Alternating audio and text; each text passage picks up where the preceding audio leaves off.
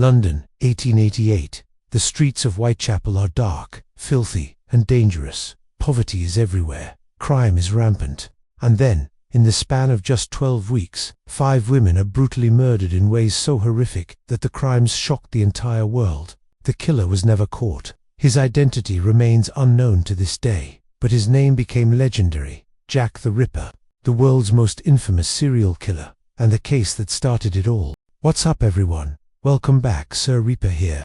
Today we're going back to where it all began, the original unsolved serial killer case that every other case gets compared to. Jack the Ripper didn't just kill, he mutilated, he taunted, he terrorized an entire city, and then he vanished into history, leaving behind nothing but questions and theories that people are still debating over 130 years later. Let's dive in. To understand Jack the Ripper, you need to understand Whitechapel in 1888. This wasn't the fancy London you see in movies. This was the East End, overcrowded, filthy, poverty-stricken, and crime-ridden. Immigrants packed into crumbling buildings. Disease was everywhere.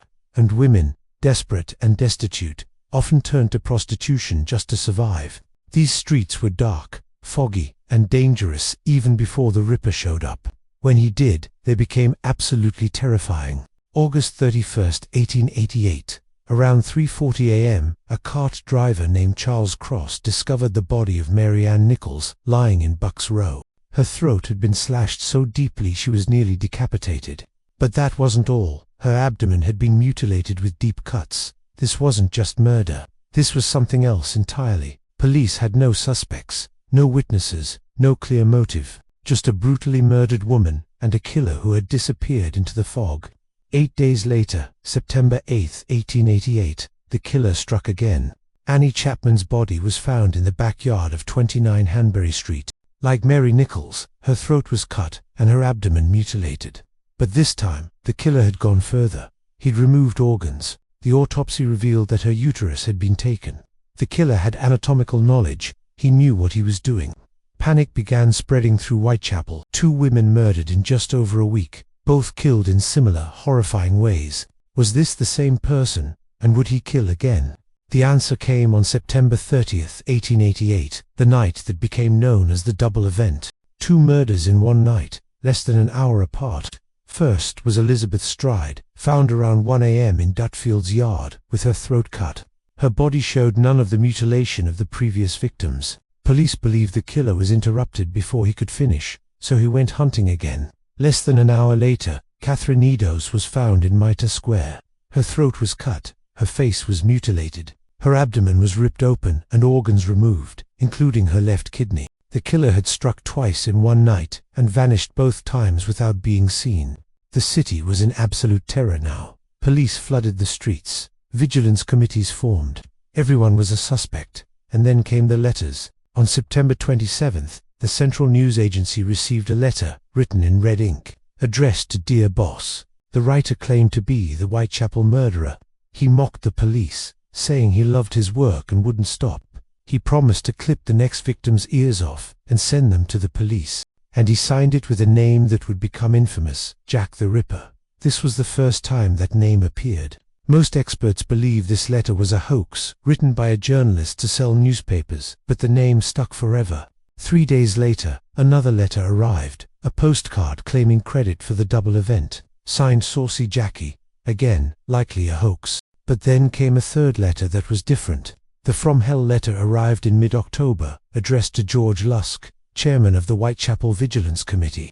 Inside the small box that came with the letter was half a human kidney preserved in alcohol. The letter claimed it came from Catherine Eddowes, and that the writer had fried and eaten the other half. It was very nice, it said. Medical experts examined the kidney and confirmed it was human, and possibly from Eddowes, though they couldn't be certain. Was this letter real? Did Jack the Ripper actually send it? Nobody knows for sure. November 9th, 1888. The final and most horrific murder. 25-year-old Mary Jane Kelly was found in her small room at 13 Miller's Court. What the killer did to her was beyond comprehension. Her throat was cut. Her face was mutilated beyond recognition.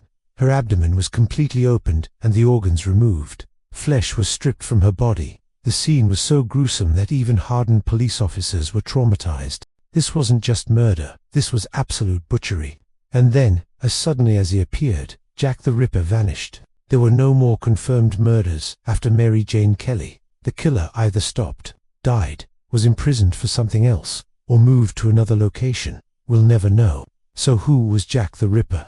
Over 130 years, there have been literally hundreds of suspects. The most commonly named ones include Montague Druitt, a barrister and teacher who drowned himself in the Thames in December 1888, shortly after the last murder. Some police at the time suspected him. Aaron Kosminski, a Polish immigrant who lived in Whitechapel and was later committed to an asylum. In 2014, DNA evidence from a shawl, supposedly from one of the crime scenes, was claimed to link Kosminski to the murders, but many experts dispute this evidence.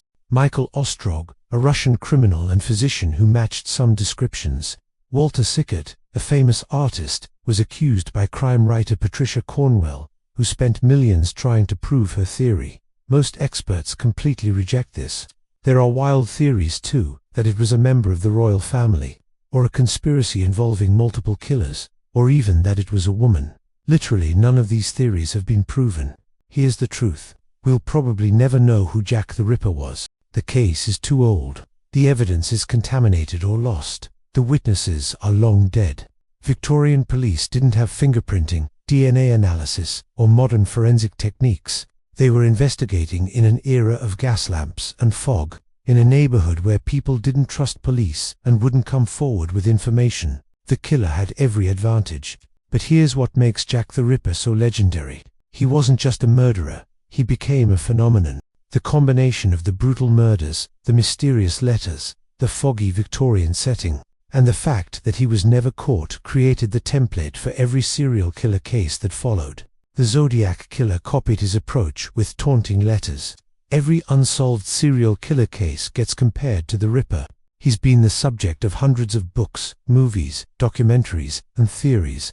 Jack the Ripper became more than a killer, he became a legend. 5 women died horrible deaths in the autumn of 1888. Mary Ann Nichols, Annie Chapman, Elizabeth Stride, Catherine Etos, Mary Jane Kelly. They deserve to be remembered as people, not just as victims of a famous killer.